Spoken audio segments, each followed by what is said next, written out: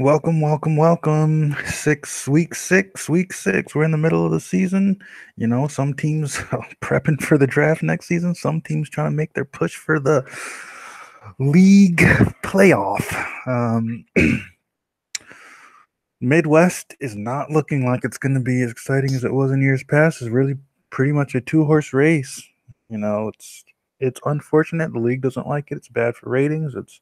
You know, but here we are. So first game up is Captains Gremlins. And the Captains, there's really nothing exciting about them. I mean, Sanchito, he had his classic game versus the Gremlins in week one, and he hasn't really done much since. Gremlins just can't seem to get anything together. It's just so bizarre. They had so much success last year, success in the preseason tournament, but now they're sitting here 0-5. 0-5 going into the midseason mark. And Mills just hasn't been as effective as they'd like him to be. Melissa's Way's carrying the load again. Maybe he's just getting tired of carrying the load, but there's really nobody popping up for them. Um, that trading away of Hellstrom and Woods, I mean, they really got rid of some good players for what they perceived as, clutch playoff players. But guess what? If you're not in the playoffs, these players can't be clutch in Samir and Capoli. So this game, I see it as the captains staying in the race. It'll be good for the DBL if the captains win this game, go 3-3. They're still in kind of sort of the playoff race, but they really have no talent.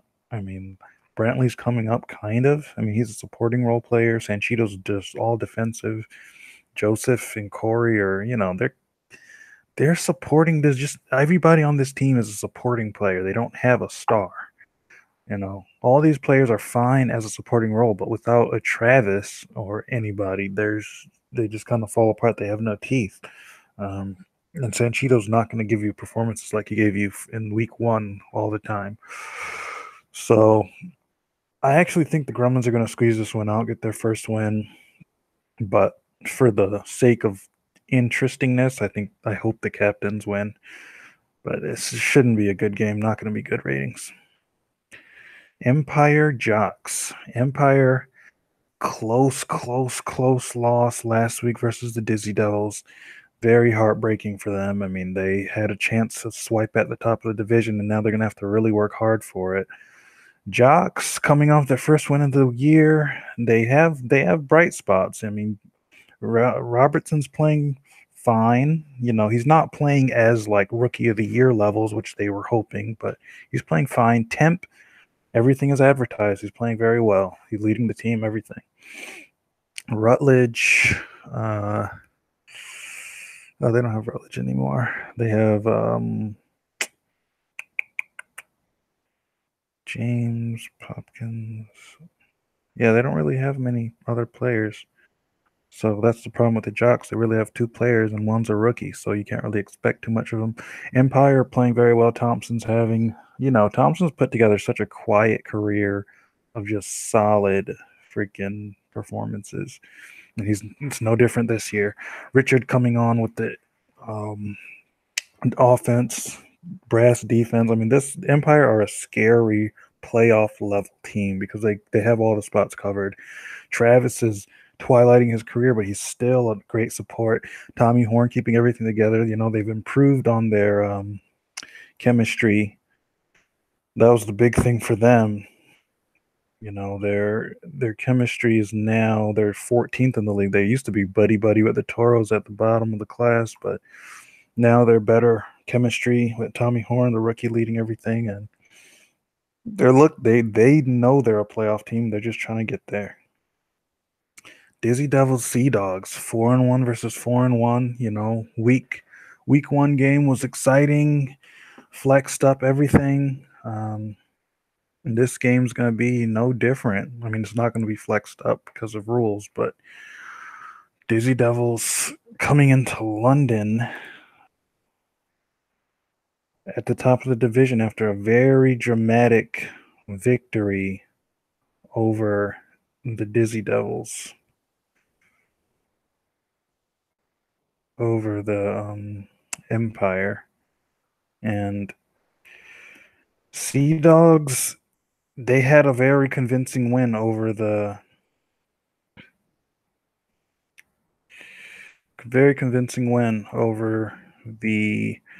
Margays, 5-3, I believe, 5-2 actually, versus the then number 2 Margays in the league. So that they're much better than a solid team in the Margays. I mean, Margays are solid. They would be a playoff caliber team in like the Midwest or even the South, but North is just so stocked full of these teams. Dizzy Devils hoping for offensive help. I mean, Ali Cougar's been playing out of his mind. He's been playing way above his level, handling the offensive load because DeGarmo's kind of flamed out.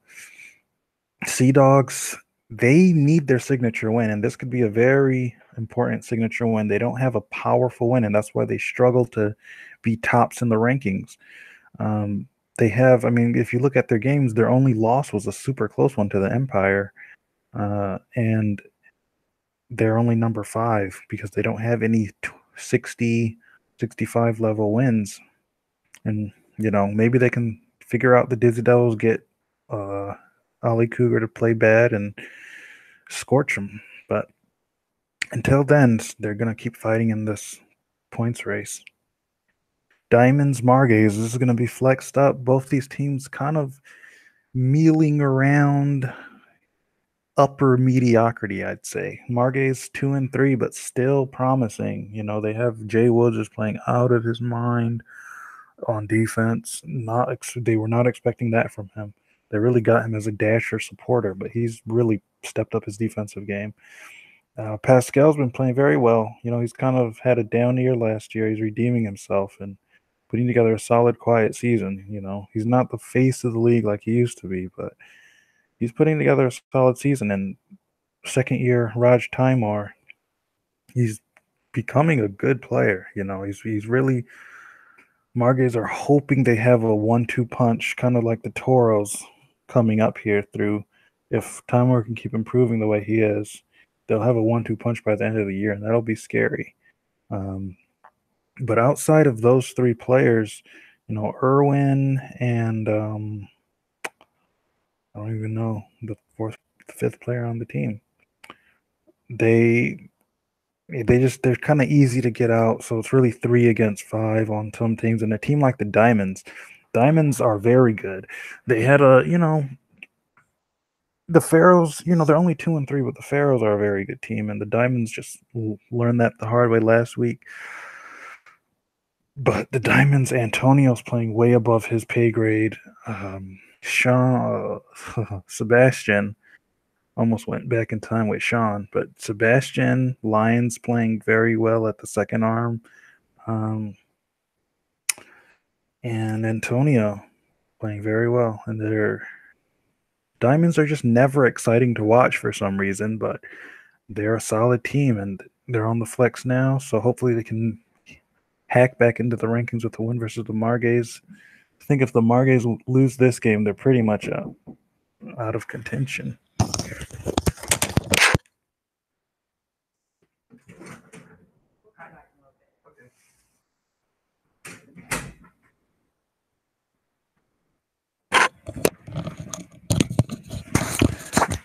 So let's it'll be a good game. I think it'll be an exciting game, but I just think the Diamonds are a much better team. St. Cats versus the Skylarks, hosting the Skylarks. I mean, how much more of this are we going to take in the South? This division used to be the bee's knees, and I mean, it's going to be exciting. You know, the Skylarks and the Checkers are in a points race. Everybody knows the Toros are going to win the division lead, but it's going to be a points race for Skylarks Checkers, so it'll be exciting. You know, the Checkers are playing the Dragonfish, Skylarks are playing the Cats. These two are only separated by 8 points. And Skylarks beating them by 8 points right now for number 2 in the league. So it's high stakes. It's exciting. The top 3 teams in the league are from the South right now, but the Cats and the Dragonfish just offer nothing in the form of entertainment. So you kind of have to watch games as groups of games instead of individual games because everybody knows what the result of this game is going to be, and it's not going to be fun. Only thing that's going to be fun is how many points the Scottish can scrape off this poor team.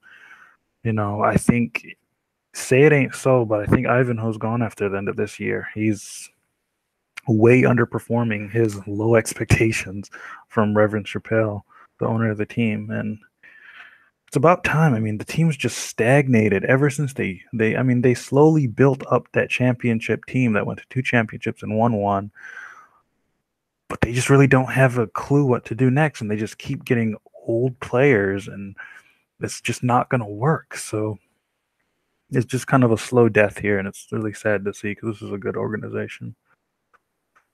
Gold playing Phoenix in San Francisco. The Gold, they were not expecting to lose that game week one, and that's how they started their season off. But they've played well enough to be number 8 at 2-3. They have a solid team. They have one of the most dynamic teams, I think. I mean, every player has a role. You have Pelletier as the captain and dasher and support. You got Vito as a support, as a second arm. You got Lenore just leading things off arm. It's a very good system. Pelletier gets the dash most times.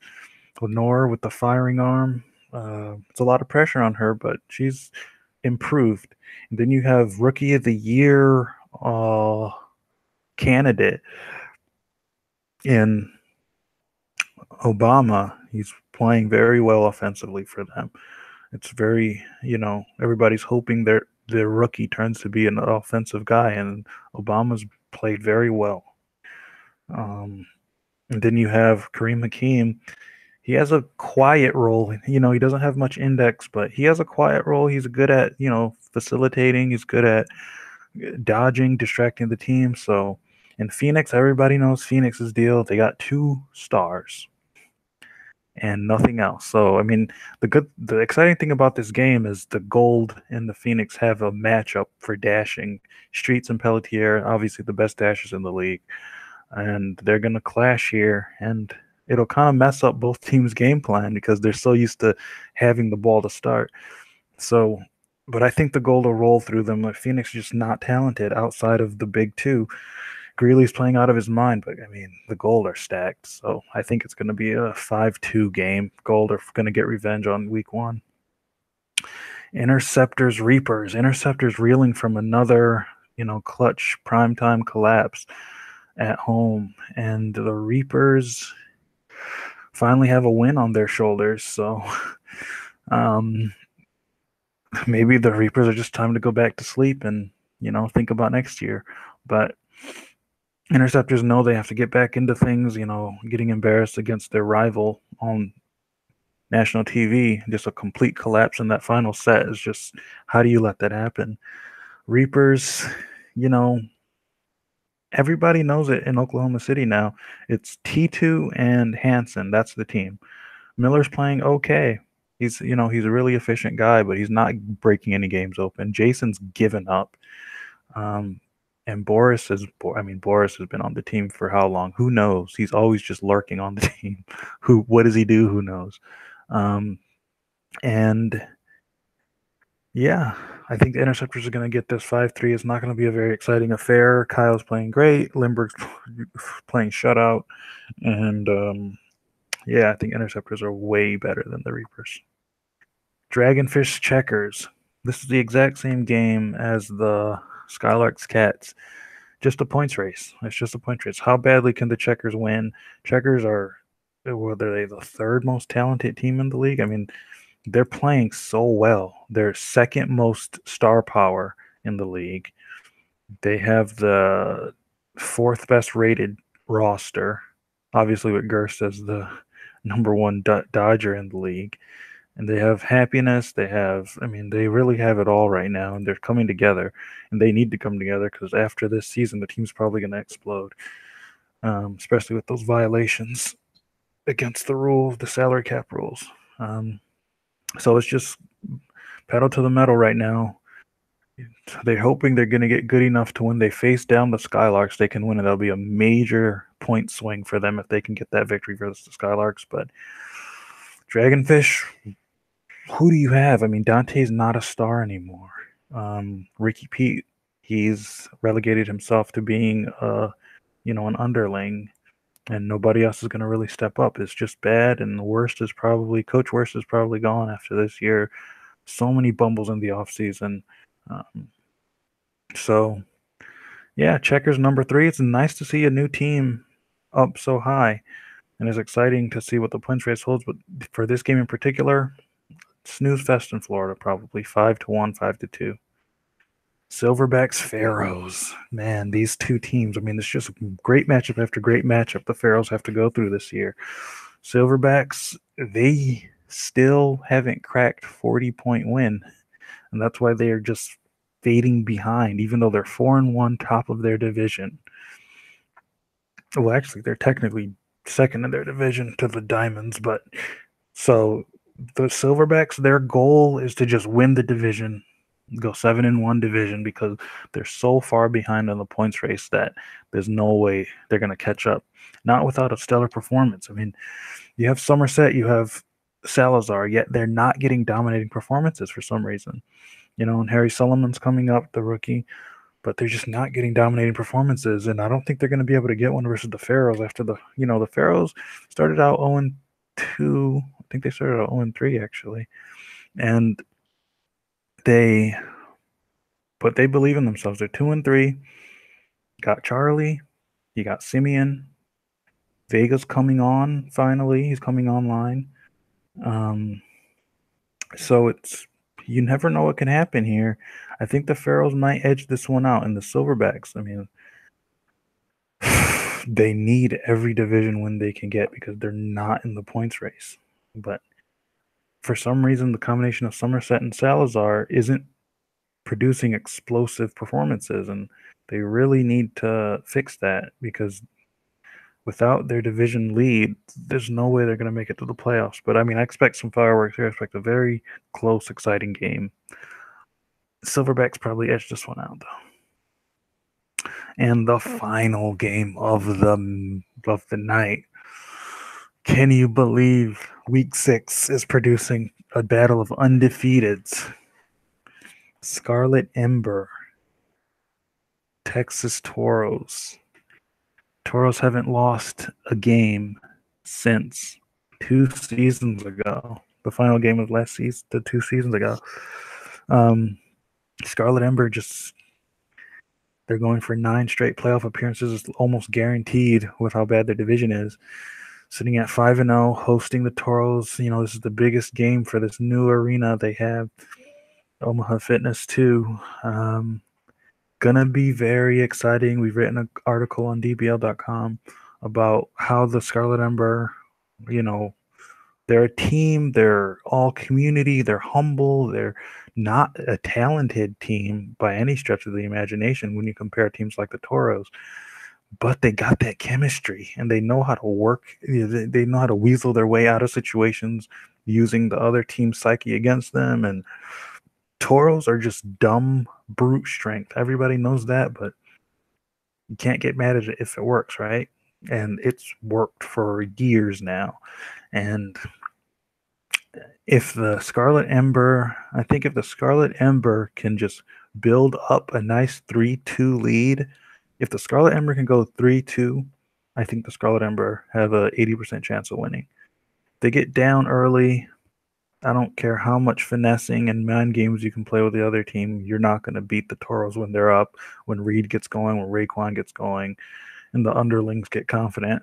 But if the Scarlet Ember can win the dashes, Skogstad can interrupt some things with some interceptions. If the Toros can fall into the trap of going for Burton and he keeps dodging, then they can, get a 2-3 lead, a 3-2 lead, and then go from there. But outside of that, I think the Toros have a good chance of winning this. It's either going to be a 9-set thriller, or I think the Toros are going to wipe the floor in like 6 sets. But so yeah, that's the week preview, and we hope to see you out in sunny Diamond City, California.